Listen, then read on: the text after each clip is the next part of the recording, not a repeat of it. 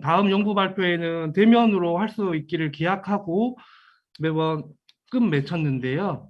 이번에도 코로나 확산 때문에 대면으로 인사를 못 드려서 안타까울 따름입니다. 네, 다음 연구 발표회는 대면으로 할 수 있도록 진행해 보도록 노력하겠습니다. 네, 그냥 본격적으로 발표를 진행하도록 하겠습니다. 이번 연구 발표회는 오랜만에 세 분의 선생님이 발표를 하도록 하겠습니다. 그래서 먼저는 광주교회사연구소에 계시는 주영일 신부님께서 1930년대 전라 감목 대리구 설정과 배경에 대한 논문을 발표해 주시기로 했습니다. 네, 그럼 주영일 신부님 발표 시작해 주십시오. 네, 1930년대 전라 감목대리구 설정과 배경 발표를 맡게 된 광주교회사연구소 주영일 스테파노입니다. 한국천주교회는 1911년 대구대목구 설정을 통해 첫 번째 교구 분할을 이루었습니다. 이는 한국천주교회가 1831년 조선대목구로 설정된 이후 파례방정교 선교사들이 활동을 통해 교세가 성장하였음을 의미합니다. 대구대목구 설정 이후 경상도와 전라도 지역의 교세는 성장하였으나 갈수록 파례방정교회 선교사들의 고령화와 국제정세에 따른 예산 마련에 어려움을 겪는 등 선교사 활동에 제약이 있었습니다.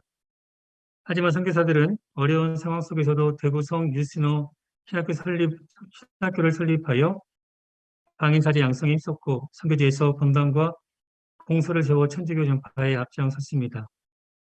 이는 대목구장인 드망지의 주교를 비롯한 파례방 종교의 선교사들의 노력 때문이었습니다.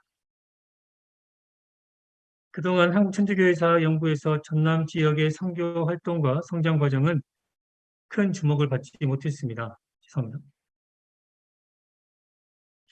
신앙 공동체가 전남 지역에서도 1800년대부터 확인되지만 전남의 신앙 공동체는 기반이 약했다는 점에서 지역민들과의 마찰 등으로 쉽게 무너지곤 하였습니다. 따라서 한국천주교회사 안에서 주목할 만한 사건이나 상황이 많지 않은 실정입니다. 이는 연구에 있어서 필요한 사료가 충분하지 못하다는 점으로 이어져 접근이 쉽지 못한 상황입니다. 그럼에도 이 지역이 조선 후기 천주교가 전파되었을 때부터 성장세를 보이지 못했던 근본 원인을 고찰하여 전남의 기타 지역에 비해 유독 교세가 약했던 까닭을 보다 심층적으로 다룰 필요가 있습니다. 한국교회사 안에서 설명되듯이 해당 지역은 조선 후기 신앙공동체가 활발하게 형성되지 않았고 개항 이후 교통 불편과 선교 인력의 부족으로 인해 여전히 선교가 어려웠습니다. 그 이유는 선교에 필요한 인력과 재정이 한정되어 있었기 때문입니다. 따라서 파례방 정교회 선교사들은 구교우천이 자리한 지역을 중심으로 선교 활동을 펼쳤던 것으로 판단됩니다. 전남 지역 선교는 1920년대 교황청 포교성상의 선교 지침에 따라 가속화되었습니다.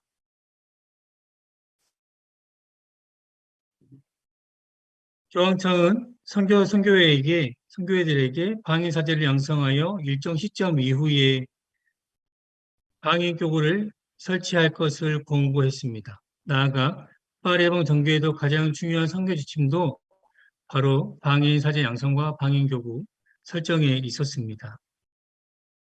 주목되는 사실은 1930년대 전라감목대립을 설정하여 최초 방위교구를 설치한 것이 커다란 업적이었지만 다만 일련의 발전 과정들은 교구 분할과 타 선교의 진출에 대한 시기의 적절성, 전남 선교의 한계를 극복하기 위해 과연 드망주 주교가 어떠한 조처를 취했는가라고 하는 것을 바라볼 필요가 있습니다. 실제로 전남 지역에서는 1900년대 초반부터 1910년대 중반까지는 목포와 낮은 노안을 중심으로 교제 성장을 이루었지만 그 이후부터는 파례방 정교회 소속 선교사들의 파견이 전무했고 방인사제들이 전남 지역 전체를 도맡아 활동하면서 그 교세 성장의 상승세가 주춤했습니다. 당시 선교 인력의 부족과 재정이 부족한 상황이었음을 고려한다면 교회는 선택과 집중이라는 선교 전략을 내세울 수밖에 없었던 모습으로 보입니다. 이를 보다 명확하게 하기 위해 전남 지역의 특성과 상황, 선교사들의 기록 등을 통해 보다 면밀히 살펴볼 필요가 있습니다. 2장으로 들어가도록 하겠습니다. 1800년대 후반부터 프랑스 선교사들은 조불조약과 선교조약 등을 통해 운신의 벽을 넓혀 보다 적극적인 선교 활동을 펼쳤습니다. 이는 천주교회의 교세 성장으로 이어졌고 조선인 사제들이 양성되면서 선교에 필요한 선지자들의 수도 증가했습니다. 무엇보다 1904년 선교조약이 체결되면서 선교에 필요한 토지를 합법적으로 매입하고 선교의 자유를 얻어낼 수 있었습니다. 하지만 이러한 정책의 변화가 곧바로 선교 활동에 필요한 자유를 가져오거나 안전한 선교 활동을 보장한 것은 아니었습니다. 천주교의 교세 성장세는 1900년 초에 교환이 발생했고 미국 개신교가 성장하면서 교세 확장에 어려움을 겪기도 했습니다. 이러한 상황 안에서도 천주교는 조선대목구 위텔주교는 교구 분할을 포교성성에 제안했고 그에 따라서 한국 천주교회는 경상도와 전라도를 묶어 대구 대목구를 새로이 설정했습니다. 1911년에 조선 대목구에서 분할된 대구 대목구의 초대 대목구장으로는 대망주 주교가 임명되었습니다. 그 이유에 관해서는 여러 교세가 높았던 전주가 아닌 경상도로 설정된 이유는 크게 세 가지로 압축해 볼 수 있습니다. 먼저 1861년에 전라도 지역에서 포교된 동학이 의병 형태로 이어져 해당 지역에서 일본군과의 교전 빈도가 이 지역에서 가장 높게 나타났다는 측면을 들 수 있겠습니다. 또 잘 알려진 것처럼 당시 대구 지역의 유지들은 교구에 경제적 도움을 제공하였고 대선당 공사비로 많은 돈을 헌금하였습니다. 또 신학교를 신축할 부지를 마련해 주기도 하였습니다. 셋째, 교통의 편의성입니다. 당시 대구는 경부선 철도 교통망을 보였는데 이는 큰 장점으로 작용했습니다. 교통의 편의성과 더불어 선물시장이 발전하면서 원단 시장과 같은 상권이 형성되었고 따라서 대구는 양장업과 제지업 등을 중심으로 한 공업 상업지역으로 거듭났습니다. 곧 대구 지역의 성장은 선교사들이 활동할 만한 물적, 인적 기반을 확실히 가지고 있었다라고 하는 것이 이점이었다라고 할 수 있겠습니다. 이러한 것을 고려했을 때 대망주주교는 전북이 아닌 경상도의 대목구를 설정한 것으로 볼 수 있겠습니다. 대구 대목구가 설정한 시에 관할 지역의 교세 통계를 간단히 살펴보면 전남에는 3명의 선교사가 활동을 했고 2개의 본당이 자리했습니다. 그리고 신자 수는 1,600여 명에 그쳤습니다. 반면 전북은 5명의 선교사와 1명의 방해사제가 활동을 했고 6개의 본당과 13,000여 명의 신자가 있었습니다. 경북 지역은 4개의 본당에 2명의 선교사와 2명의 방해사제가 활동을 했고 6,000여 명의 교세를 보였습니다. 경남은 2명의 선교사와 1명의 방해사제, 4,000명의 교세를 보였습니다. 선교지에서 본당과 공소 운영에 더불어 신학교 설립도 준비했고 선교사들은 이러한 상황 안에서 세계 1차 대전이 발발하자 본국으로 징집되었습니다. 파례방정교회 본부는 새로운 선교사를 파견할 상황이 아니었고 선교사를 전해던 본부의 지원금도 감소했습니다. 이러한 상황에서 일제의 탄압 또한 선교사들이 활동하는 데 어려움을 주었고 교세 성장이 약하던 지역에서는 그 공동체의 기반이 붕괴되기도 이르렀습니다. 대구 대목구 설립 직후에 전남 지역의 공동체 상황을 살펴보면 세계 1차 세계대전이 발발하면서 목포와 계량에서 활동하던 선교사들이 종군을 위해 떠났습니다. 당시 목포와 계량은 전남에서 가장 큰 공동체였고 목포는 1915년 타계 신부가 부임하여 회복세를 뒤늦게서야 보일 수 있었습니다. 목포는 1915년에 타계 신부가 돌아와 부임 사정이 나아졌지만 나주는 종군을 마친 카다스 신부가 1919년에 돌아올 때까지 계속해서 선교사의 활동이 전무하던 상황이었습니다. 1916년에 드망제 주교는 인사 발령을 통해서 제주읍에 있던 김양호 신부를 경남 진주로, 홍로 본당의 김승현 신부를 전주 본당으로 각각 임명했습니다. 이때부터 제주읍과 홍로의 신부가 파견되지 않아 공석으로 남게 되었고 약 10년간 타계 신부 혼자서 전남과 제주 전체를 담당해야 했습니다. 1917년에 드망지 주교는 신학교 설립 이후 조선 헌재 양성을 위해 제주도 선교를 포기하기로 결정하였습니다. 이는 전남 신앙 공동체의 치명적인 결과를 초래했고 타계 신부의 보고에 따르면 전남의 여러 섬에서 신자들이 간신히 신앙생활을 이어가는 상황이었습니다. 그러면서 1924년 전북과 비교해도 이 시기부터 교세는 약 10배의 차이를 보이게 됩니다. 당시 목포에서 활동하던 주재용 신부는 이러한 보고서를 남깁니다. 제주읍은 정교를 위한 여건이 나쁘지 않으나 제주 홍로는 어떻게 정교를 시작해야 좋을지 모르겠다 할 만큼 어려운 상황이었습니다. 등왕주교는 주재용 신부와 이필경 신부의 적극적인 활동에 대해서 높이 평가했지만 열악한 상황에 놓였던 전남의 추가적인 조처를 취하지 않은 것으로 보입니다. 이렇듯 방해사제 활동만으로는 10년간의 공백기를 메울 수 없었고 재정 확보에도 한계가 있었기에 교세 성장은 쉽지 않았습니다.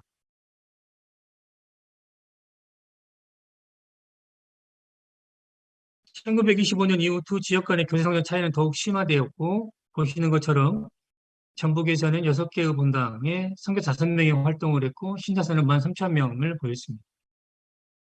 반면에 전남 같은 경우는 4개의 본당에 방해사제 2명이서 전남과 제주의 선교를 담당해야 했고 신자 수는 1,200여 명에 불과했습니다. 이 시기 경상도는 본당 수 11개에 선교사 11명이 활동하였고 신자 수는 18,000여 명에 이르렀습니다. 3개의 본당이 이 시기에 신설되었고 전북에는 신자들의 관할구역이 변경되면서 전반적으로 꾸준한 성장이 이루어졌고 전북 지역에는 4명의 사제가 배출되었습니다. 전남은 1920년에 1명의 사제가 개량으로 파견되었고 타 지역에서 활동하던 김양홍 신부와 정수배 신부가 처음으로 순천 지역에 파견했지만 특별한 성과를 거두지 못하는 상황이었습니다. 이러한 상황 안에서 대구대목구의 전라도 지역의 운영과 분할 논의가 시작되는 시기가 1920년대입니다.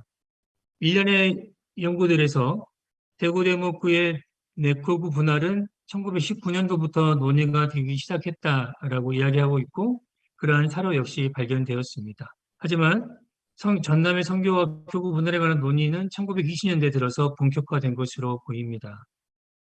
논의의 배경가 시작된 배경은 파레봉 정교회 내 새로운 선교사 충원과 재정 마련이 어려운 상황이 지속되었고 방해사제들의 수가 증가해 나가고 있었습니다. 또한 경상도 지역과 정북을 중심으로 한 교세 성장이 이루어졌습니다.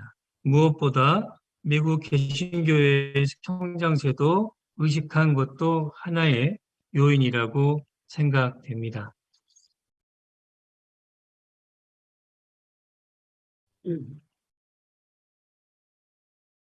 이처럼 이러한 요인들로 인해서 교구 분할이 논의되었고 당시 교황사절이던 비욘디 주교는 1920년에 한국을 방문해서 서울과 대구를 방문했고 서울과 대구 신학교에서 방해사제가 양성되고 있다는 사실에 주목하였습니다.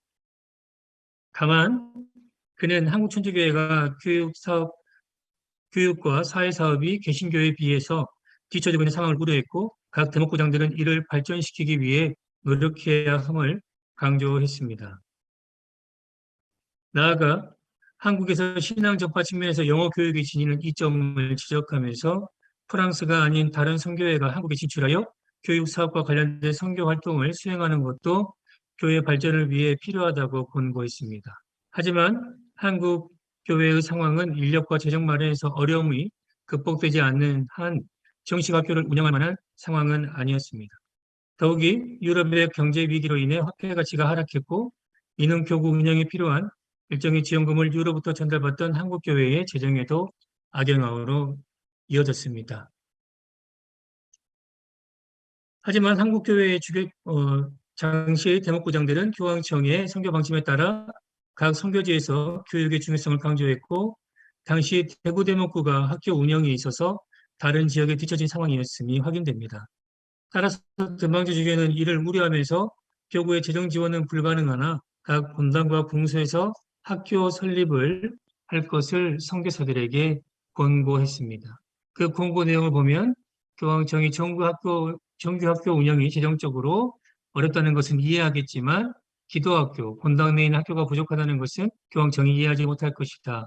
정규학교가 있는 곳에서는 학교가 유지될 수 있도록 노력해야 하며 본당에서도 소규모의 학교 운영에 대해서 힘써야 한다라고 드방주 주교는 공문을 내렸습니다. 따라서 1922년부터 1920년 사이에 대구 대목구 내의 학교 수가 증가했지만 이 학교들은 정식 학교가 아닌 교리문답을 배우는 교리학교 수준에 머물렀습니다.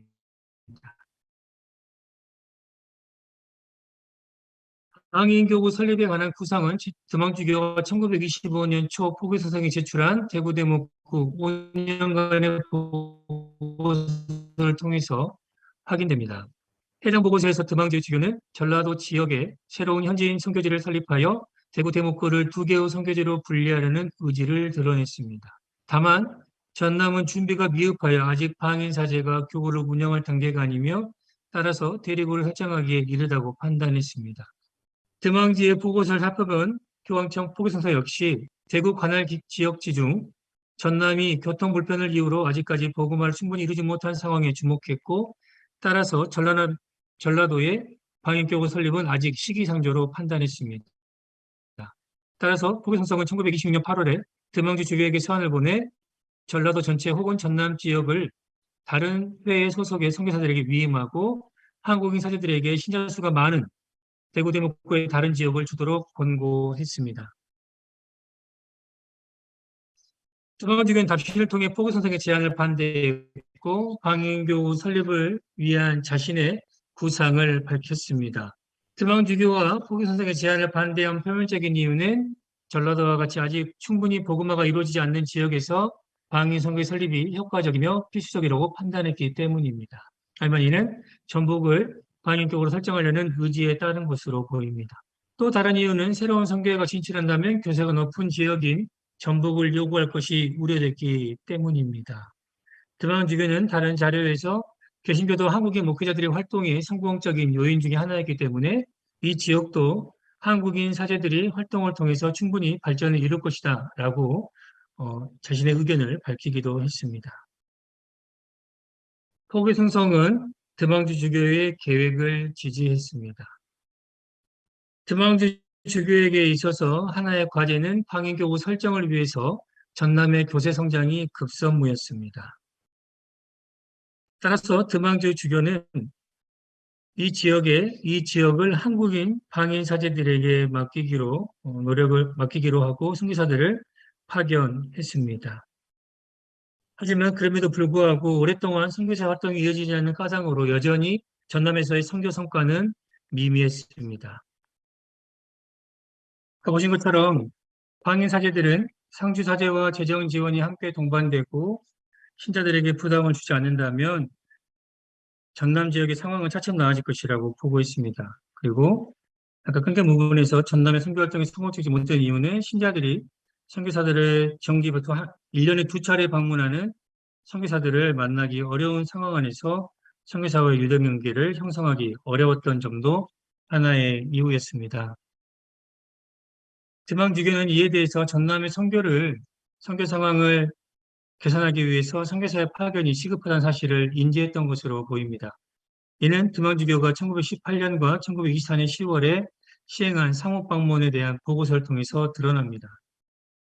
드망주교는 당시 보고서들에서 전남의 신자교육 상태가 한탄스러운 상태에 있다고 평가하면서 보다 확실한 교육이 필요함을 강조했지만 이에 수반하는 별다른 조치를 취하지 않았습니다. 1924년 취해진 두 번째 상옥방문에서 드망주교는 이전의 내용과 큰 차이를 보이지 않는 보고서를 작성했습니다. 전남은 2명의 방인 사제가 활동하고 있지만 도서지방이라는 특성상 방문이 쉽지 않으며 신자들의 열의가 부족해서 대구대목구 관내에서 복음이 침투하지 못한 지역이라고 보고 있습니다. 한편 드만주교는 두 차례 사목 방문을 통해 전남에서 선교 성과를 내기 위해서는 선교사 활동을 통한 신자 교육이 이루어져야 한다고 판단했습니다. 그런데 정작 드만주교는 1919년대 표구 인사이동을 통해서 카타스 신부를 전북 지역으로 발령을 했고 전남에서 유일하게 활동 중이던 타계 신부마저도 1922년에 8월에 대구 신학교로 발령 조치를 내렸습니다. 이는 앞서 말씀드린 것처럼 효율적인 운영을 위해서 경상도와 전북에 집중된 선교 활동이 필요했기 때문으로 보입니다. 또한 전라도 지역을 전북 지역을 방위격으로 설정하려는 의도가 있었기 때문으로 보입니다. 전남은 이러한 교회 내적인 상황과 외적인 상황에 맞물려 여전히 교세 성장을 이루지 못했습니다. 전남의 상황이 주춤한 상황에서 1930년 12월 드망주교는 파리 해방정교회 개부리양 총장에게 방위교 설정에 관한 건의서를 올렸고 개부리양 총장이 승인하면서 1931년 5월에 시작된 조선 성직자 필용 중에 전라도 감목대리구 설정을 공식 발표하게 됩니다. 이때 드망주교는 파리 해방정교의 첫째 목적이 한국인 성직자를 양성하고 교구를 이양하는 것임을 강조했습니다. 당시 대구대문구 출신으로 서품된 방위 사제들의 수가 증가함에 따라서 감목대리구 설정에 적합한 시기라고 여겨졌음을 밝혔다고 이야기했습니다. 따라서 드망제는 같은 해 5월에 김양홍을 초대 감목대리로 임명하여 15명의 한국 사제들에게 선교를 위임했고 전북에서 활동하던 파리 해방 정교회 신부들을 모두 대구로 철수시켰습니다. 원래는 표고성성은 새로이 감목대리구가 설정된다면 몇 명의 선교사들이 남아서 방위 사제들이 선교 활동과 신학교 활동을 지도할 수 있도록 도와줄 것을 권고했는데 대망주교는 보고서를 통해서 전라도 지역이 아직 감목대리구 상태이고 현재 대목구 내에서 신학교도 대구에 하나가 운영되고 있는 점을 언급하면서 새로이 설정된 전남 감목대리구의 방위 사제들만 파견하기로 결정했음을 박혔습니다. 드망주가 내린 결정의 표면적인 이유는 감목대리구가 자치력으로 나오기 위한 준비기간인 만큼 방위 사제들을 중심으로 운영하기 위함이었습니다. 따라서 전북을 중심으로 기성장을 이루어가던 전라감목대리구는 설정 이후에 몇 가지 문제에 직면을 하게 되는데요.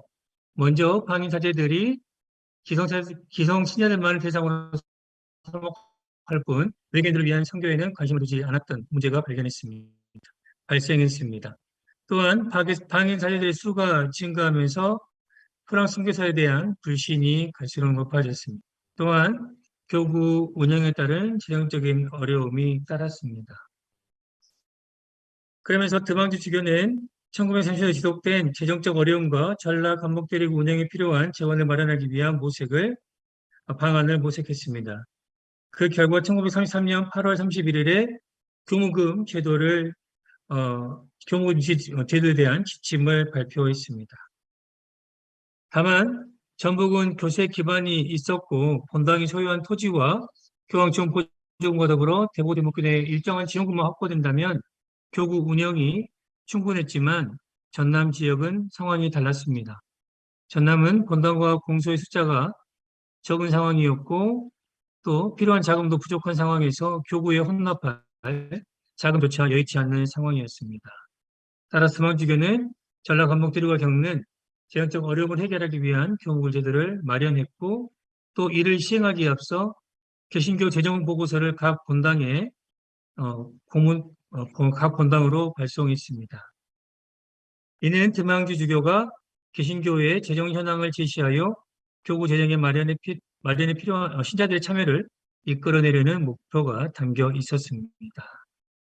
그는 해당 공문에서 개신교의 헌금 수치를 꿈과 같은 일이라고 표현했고 한국 개신교는 외국 선교사들이 떠나도 계속해서 교회를 유지해 나갈 수 있는 선교회가 운영되고 있다고 보고 있습니다. 교무금 제도가 시행된 이후에 대구대목구 교무금 통계를 살펴보면 지역별로 심한 편차를 보임을 알 수 있습니다. 보시는 것처럼 당시 신자들은 1인당 평균 1원도 안 되는 금액을 납부했고, 이러한 경찰에 대해서 중앙주교는 대구 주교자 본당에서 100엔 이상을 납부하는 신자들이 다수 있는데 다른 지역 역시 부유한 신자들이 있을 것이기 때문에 그들을 잘 지도한다면 충분히 금액을 납부할 신자들을 찾을 수 있다라고 선교사들의 분발을 촉구했습니다. 하지만 대망주교가 전남과 전북의 신자들의 경제 여건을 제대로 파악했다고 보기 어렵습니다. 특히 대망주교가 머무르는 대구 주교자 같은 경우에는 납부된 교무금이 당시 200엔을 훨씬 넘는 수치를 보였는데요. 이는 전남 지역 교무금 총액을 훨씬 뛰어넘는 것이었습니다.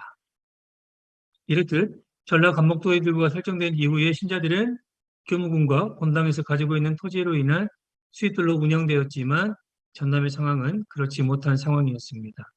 이러한 문제를 해결하기 위해서 대망주교는 새로운 선교회 진출을 요청하게 됩니다. 따라서 1930년 7월에 전남을 콜롬바네에 위임하면서 이제 아일랜드의 성 콜롬바네가 전남 지역으로 진출하게 되었습니다.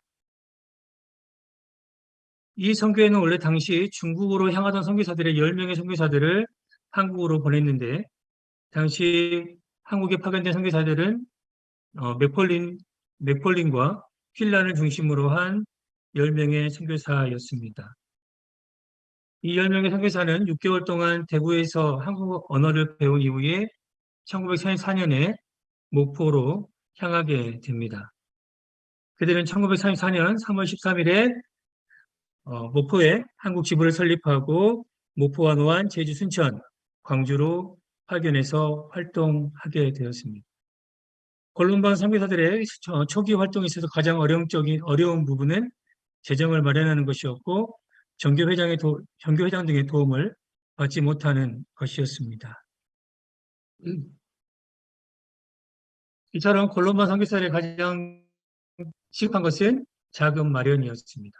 또 그들은 교통이 불편하여 많은 활동비가 필요했고 토지 구입 및 본당 건물에 많은 예산이 필요했습니다.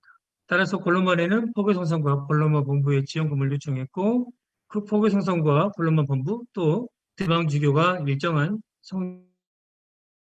이처럼 콜롬바 내 활동으로 전남은 본회의 진출 이후에 점차 교세 성장을 위한 발판을 마련했고 1930년에 대망지는 전북 감목대리구와 전남 감목대리구를 각각 지목구로 해줄 것을 청원하였습니다. 따라 1937년에 광주지목구와 전남 전주지목구가 분리되어 설립을 승인할 수 있었고 초대 광주지목구장으로는 맥폴린이 임명되었습니다. 콜롬바에는 본당 내 어학당과 한신 정착마을 등을 설립하면서 전남 지역에서의 활동 영역을 넓혀갔습니다. 이상으로 제 발표를 마치도록 하겠습니다. 네, 신부님 발표 감사합니다. 네, 주영일 신부님께서는 그 전남 지역이 1911년 대구 대목구 설립 이후에 전라도 감목대리구 그리고 전남 감목대리구 그래서 1937년 4월에 광주 지목구로의 설정 및 배경에 대해 발표해 주셨습니다. 이에 대해서는 전남대 사학과 윤은자 선생님께서 토론을 진행해 주시겠습니다. 네, 선생님 토론해 주십시오. 안녕하세요. 전남대학교 사학과에 재직하고 있는 윤선자입니다. 준비된 토론문을 읽어가도록 하겠습니다. 주영일 신부님의 논문은 방금 사회자가 얘기한 것처럼 1911년 대구 대목구 그리고 31년에 전라도 감목대리구, 34년에 전남 감목대리구 그리고 최종적으로는 37년에 광주 지목구로의 설정 과정 그리고 배경을 다각도로 추적한 논문입니다. 드망주주교 일기, 밑델주교 일기, 그리고 파리 에방전교 연보, 대구 대목구 공문, 교황청 포교성 사료, 파리 에방전교회 신부님들과 한국인 성직자들의 서한 등 굉장히 많은 사료들을 적극 활용하여서 논문을 작성하느라고 아마 굉장히 수고가 많았으리라고 이해가 됩니다. 다만 다음과 같은 점들을 고려하시면은 논문의 완성도를 높일 수 있을 거라고 생각을 해서 몇 가지 의견을 제시합니다.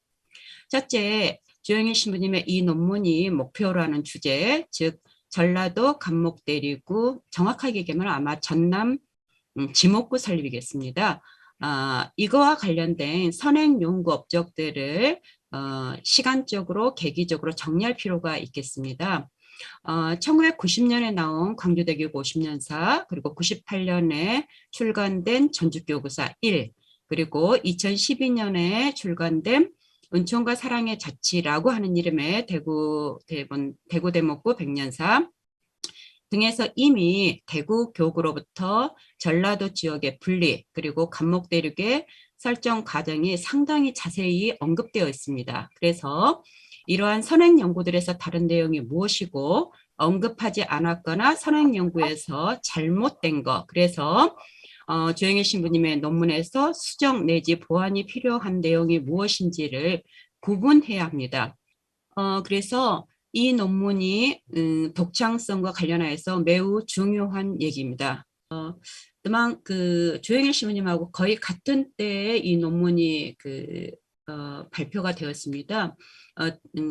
대구 가톨릭대학교의 박사학위 논문으로 발표된 드망주주교 한국인 사제 양성에 관한 연구라고 하는 논문도 참조를 하시면 좋을 것 같습니다. 왜냐하면 이 논문에서 방금 주신부님이 다루는 그 주제에 대한 것들이 상당 부분 취급되어 있기 때문입니다. 두 번째는 한국 천주교에서 감목대리구 설정이 갖는 의미가 무엇인가라고 하는 것입니다. 그리고 더불어서 감목대리구 설정이 갖는 한계도 지적을 할 필요가 있을 것 같습니다. 왜냐하면 한국 천주교에서 감목대리구 설정이라고 하는 것은 결국 한국인 교구 설립을 위한 것이고, 자료에 의하면 그 시작은 1919년 드망주 주교부터입니다. 그리고 그 사실은 1919년으로부터 8년 이후에 작성된 자료의 언급에 의합니다. 그런데 1919년은 대국교구 설립으로부터 불과 7년밖에 지나지 않은 시점입니다. 또한 3.1운동이 일어난 해이기도 합니다. 3.1운동의 드망주주교는 상당히 부정적인 태도를 보였었고, 대구본당 등 한국인 신자들이 만세운동에 참여하는 태도를 보였습니다.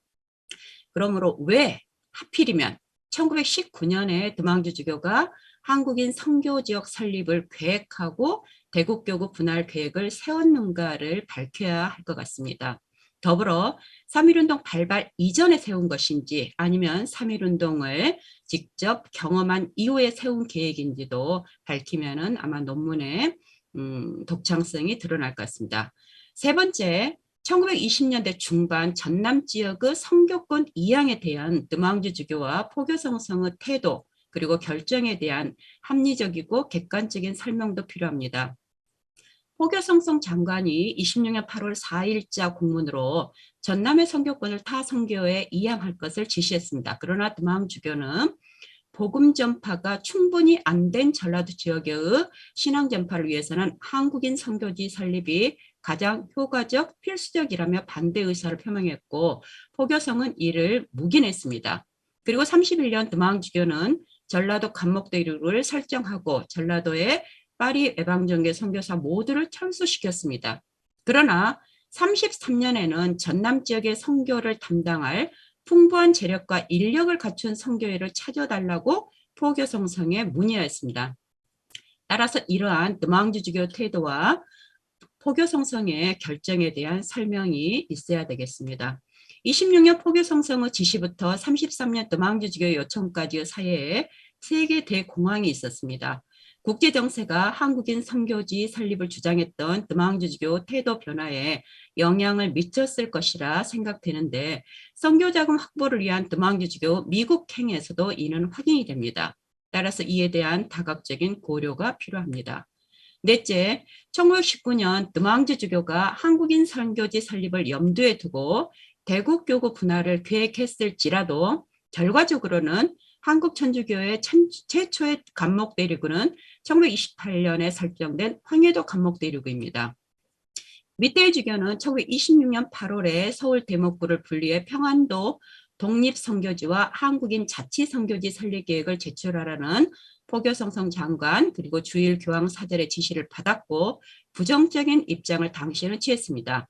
그러나 약 1년 5개월여 후에 황해도를 감목대륙으로 설정했습니다. 따라서 황해도 감목대륙 설정에 관한 밑댈 주교의 1928년 1월자 교서와 전라도 감목대리구 설정에 관한 드망주주교 31년 5월자 회람을 비교할 필요가 있겠습니다.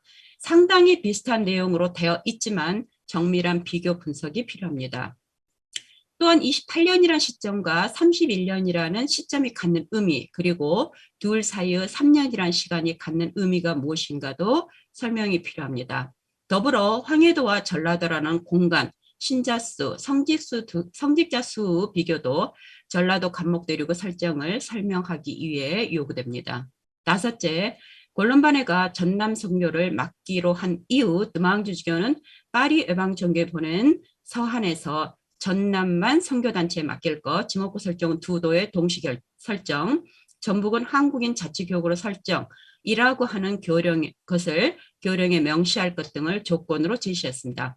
왜 이런 조건들을 언급했고 각 조건들이 의미하는 것은 무엇인지도 설명이 요구됩니다. 마지막으로 전라도 감목대리구 설정 및 전남 감목대리구 설정이 갖는 의미와 한계도 지적할 필요가 있겠습니다. 드망주교는 현지인, 정확하게 얘기하면 한국인입니다. 교구 설립을 위해서 한국인 성직자 양성에 심혈을 기울이고자 신학교를 설립하고 신학교 운영을 위해서 본당들에서 선교사들을 신학교로 이동시키기도 하였습니다. 그러나 전남 지역의 선교를 맡아줄 선교회로 풍부한 선교 인력과 더불어 풍부한 재력을 계속 언급했습니다. 더구나 전남 지역의 선교를 맡겠다고 한 권론반회, 그리고 1차로 파견된 10명의 권론반회 선교사들은 중국 선교를 위해 길을 가던 도중 한국으로 선교지가 바뀌었습니다. 이는 권론반회 선교사들에게도 그리고 한국인들에게도 바람직한 결정이었다고 보기는 어렵습니다. 그래서 이에 대한 설명이 필요할 것 같습니다. 굉장히 심혈을 기울여서 작성한 논문에 아주 작은 의견을 제시했습니다. 고맙습니다. 네, 선생님 토론 감사합니다. 네, 윤수자 선생님께서 토론에서 지적해 주신 부분은 대략 6가지입니다. 예를 들면 이제 연구사 정리, 그리고 금방주 주교의 입장이 어떻게 변화되어 가는지, 그리고 황해도 감목대리구와의 비교가 필요하다. 그리고 네 번째는 이 전라 감목대리구의 설정의 의미와 함께 한계도 지적해야 된다는 말씀을 하셨습니다. 이렇게 약 6가지의 질문에 대해서 주영일 신부님께서 답변 부탁드립니다. 예, 먼저 부족한 논문에 관해서 좋은 토론을 해주신 교수님께 다시 한번 감사드리며 교수님께 해주신 질문 하나하나에 답변을 드리기보다 전반적으로 답변을 드리도록 하겠습니다. 토론에 대한 답변을 생각하면서 또 연구를 진행하면서 고민했던 부분들이 확인할 수 있는 자료가 부족하다는 점의 한계, 그리고 제 역량의 부족이라고 하는 부분입니다. 더 많은 자료를 면밀히 검토하지 못했다는 아쉬움이 저 개인적으로도 있습니다. 앞으로도 추후 보완해서 이 부분을 보완해 나가도록 하겠습니다. 먼저 첫 번째로 교수님께서 지적해 주신 대로 논문을 진행하기 이전에 김진선 신부님께 작성하신 천주교구사와 대구대국구 백면사, 광주교구 50년사, 제주 천주교회 100년사 등에 통해서 대구대목구 분리 시점부터 전라감목대리구 설정까지의 상황을 살펴보았습니다. 해당 자료들은 대구대목구 설정 이후부터 경상도와 전라도 지역의 분리되는 시점까지 교황청 문서와 파리해방정교 문서, 대구대목구 공문서 등을 통해 비교적 잘 다루고 있었습니다. 다만 해당 기초자료가 된 자료들을 대구 중심으로 또 대구를 중심으로 한 경상도 지역과 전라북도를 중심으로 한 교대 성장과 확대 분할에 대해서 이해할 수 있었다는 점이 좀 아쉬웠습니다. 나아가 교회 성장의 흐름 안에서만 소설되어 있다는 점에서 전라남도의 상황을 살펴보기 위해서는 추가적인 사료를 통해 더 면밀히 살펴봐야 할 필요성을 느꼈습니다. 나아가 전남의 지역 교세가 대구 분할 직전은 물론 이후에도 대목구 내에서 현격한 교세 격차가 심화될 수밖에 없었던 이유에 대해서 면밀히 살펴봐야 하면서 조선 대목구장이던 미텔 주교와 대구 대목구장이던 드방 주교는 전남 지역에 대해서 어떤 대안을 마련했고 조처를 취했을까 하는 의문을 던져보았습니다. 제가 연구를 준비하면서 교구 분할사에 대한 지적인 연구는 조현본 선생님의 연구를 확인할 수 있었습니다. 선생님께서는 파리해방 정교사들의 정교 활동으로 인해 교세 확장을 이룬 한국 천재의 첫 대목구의 분할 의미를 살펴주셨습니다. 이 연구는 대구대목구 실상 과정을 살펴본 첫 번째 단독 연구라는 점에서 의미가 있습니다. 선생님께서는 1920년대 이후에 본격화된 새로운 종교의 진출과 교구 분할과에 관한 연구를 과제로 남겼다는 점에서도 제가 이 부분을 한번 살펴볼 필요가 있지 않을까 생각하게 된 부분입니다. 그러면서 조금은 비약적이고 한편으로는 당연해 보이겠지만 선교 인력과 재정이 한계인 상황 안에서 부교우촌을 중심으로 한 우선적인 선교, 곧 좋은 땅을 우선적으로 선택할 수밖에 없지 않았나 라는 생각을 해보았습니다. 이는 대구대목구로 설정된 이후와 대구대목구 분리 이후에도 경상도와 전북 지역을 중심으로 한 선교사 파견을 고려했을 때 어느 정도 선교 기반과 재정이 갖춰진 지역 위주로 선교에 나선 것은 아닐까라는 생각을 해보았습니다. 앞서 언급된 자료에서 언급되었지만 1920년대 들어서 전남의 다른 선교의 진출을 고려하는 교황청의 공고에 또 전북 지역의 방위교구 설정을 위해 또 다른 전교회가 전북 지역을 조치할 것을 우려했다는 점에서도 소위 좋은 지역이 아닌 열악한 지역을 분리해 준 것은 아닐까 하는 생각도 제 개인적으로는 조심스럽게 들었습니다. 제가 감목들의 설정이 지니는 의미에 대해서 언급하지는 못했지만 1909년 독일 베네딕토회, 1923년 미국 메린 선교회가 진출하면서 한 해 단일 교구, 단일 선교회 중심으로 운영되어 온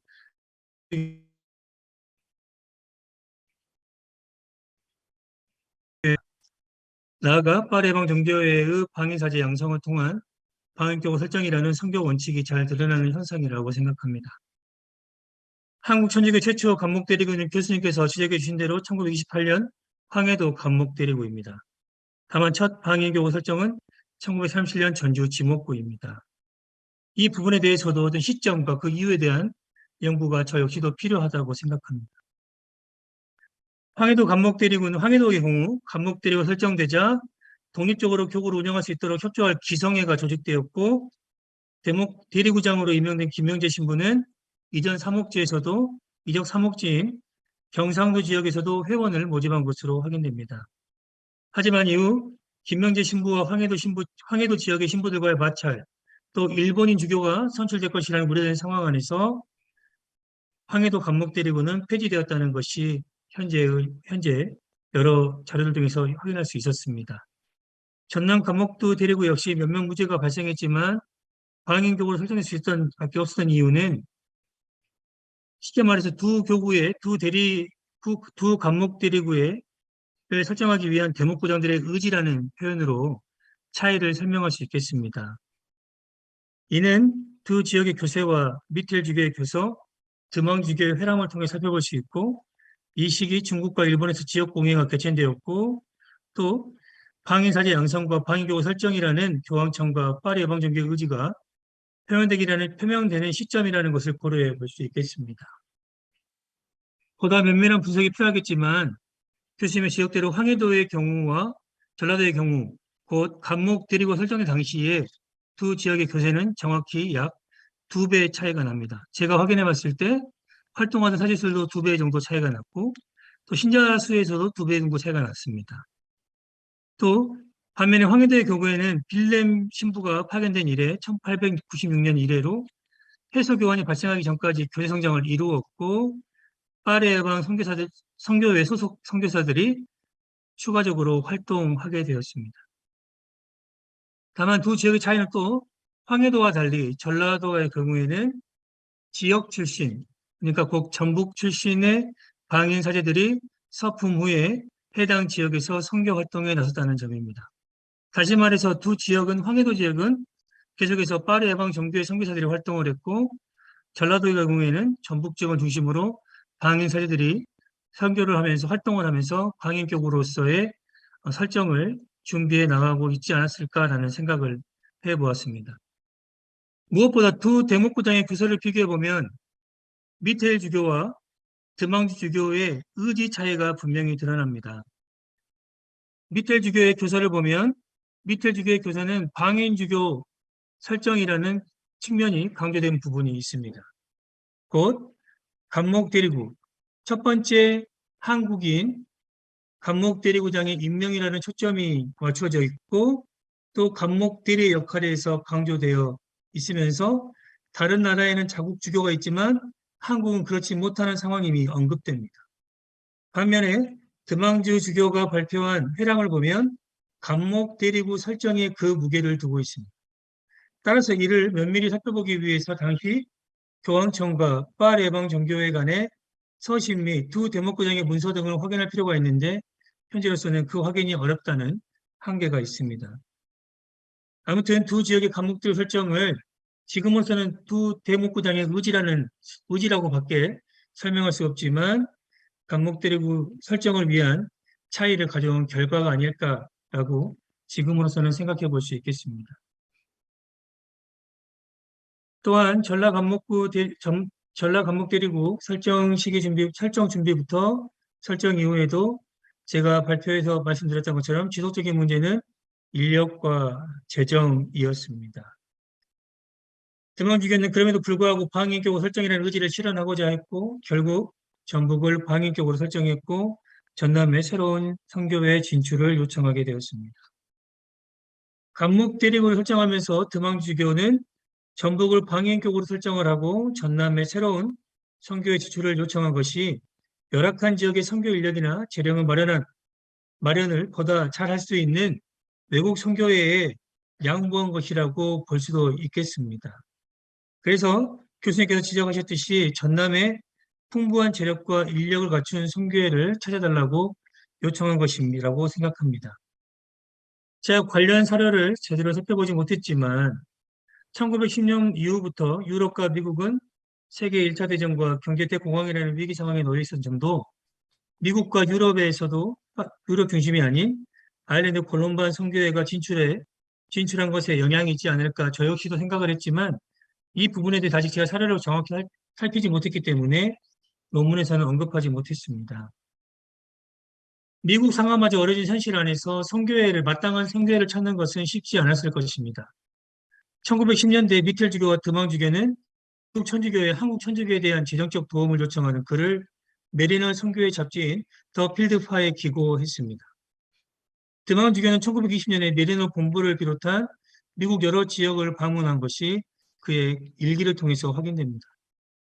드망 주교는 미국 방문 결과에 대해서 쉬운 여정은 아니었지만 몇몇 교구의 도움으로 사제들의 생활비 인상과 신학교 운영에 필요한 자금을 모금했을 만큼 성과가 있었다고 자평했습니다. 하지만 1930년대부터 미국에서도 자금 지원이 어려워졌을 것이고 마땅한 대안이 없는 상황에서 아일랜드 콜롬바네가 결정된 것이라고 저는 생각합니다. 콜롬바네는 한국 진출이 준비된 선교회가 아닌 원래는 중국 선교를 위해 만들어진 선교회입니다.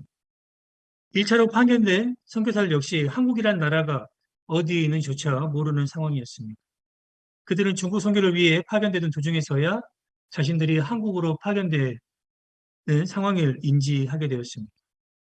그들은 한국에 대한 지식도 전무했고 활동 초기 문서들에서 확인되듯이 재정 마련에 어려움을 토로했을 만큼 풍부한 재력을 지니지도 못했습니다.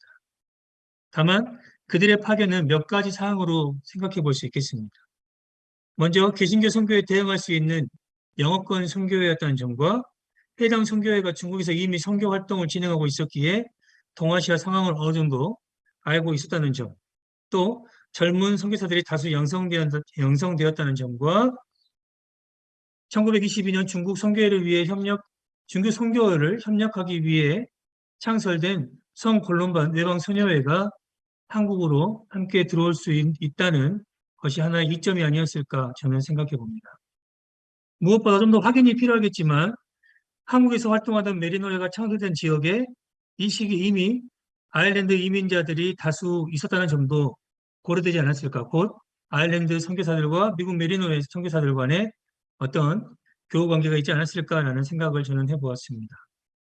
남북전쟁 이후 아일랜드와 폴란드, 중남 및 독일 등에서 천주교 신자들이 많이 미국 지역으로 이민을 해왔고 또 최선현 선생님께서 진행하신 연구에서도 보여주시 메리노의 창설자와 메리노 수녀의 창설자들이 모두 아일랜드 이민자들의 후손이었다는 점도 고려했을 때 충분히 연관지어 볼 수 있을 것이라고 생각합니다.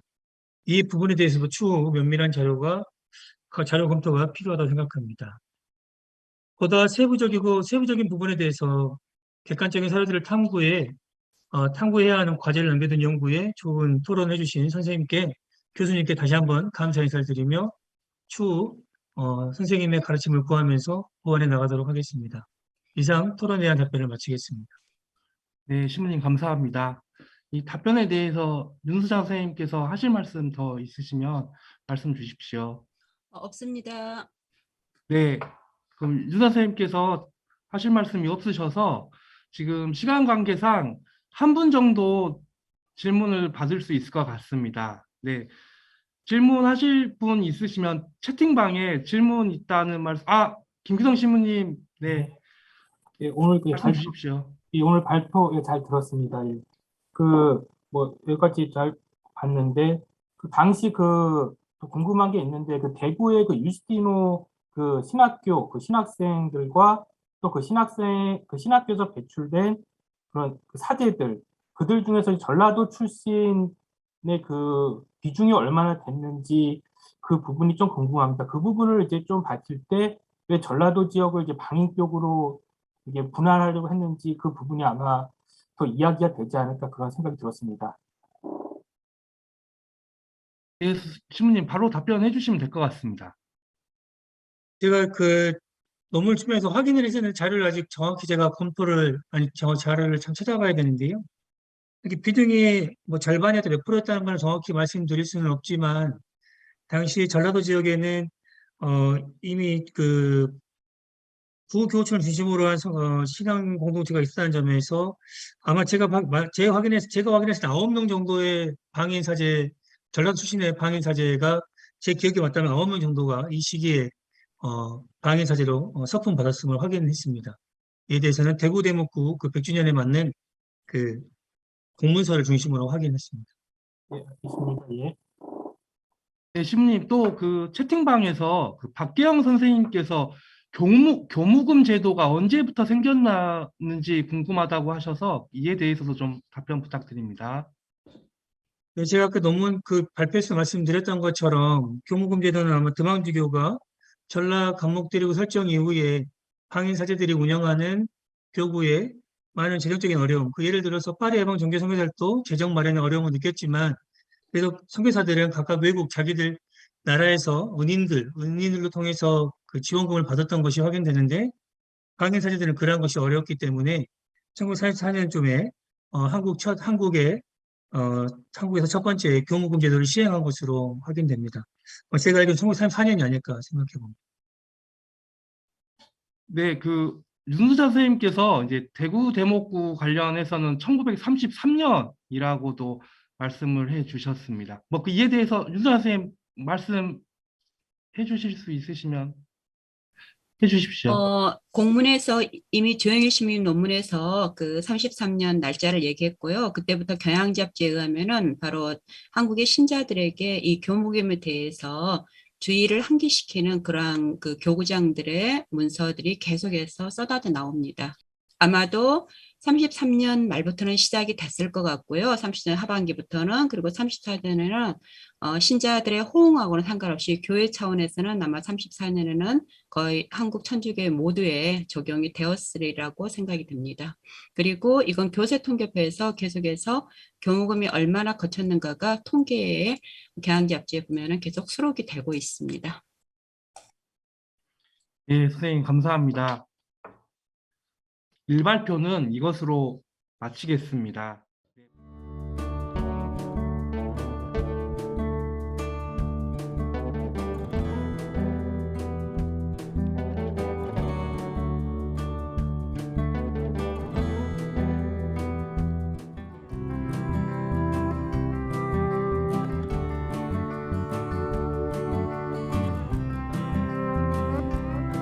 연구소 후원회에 대한 안내입니다. 이 땅에 천주교가 전래되어 오늘에 이르기까지 한국 천주교회에 빛나는 역사적 전통을 바르게 밝히는 데 진력하는 한국교회 사연구소에서 여러분의 후원을 기다립니다. 후원 계좌는 안내되는 내용을 참조해 주시기 바랍니다.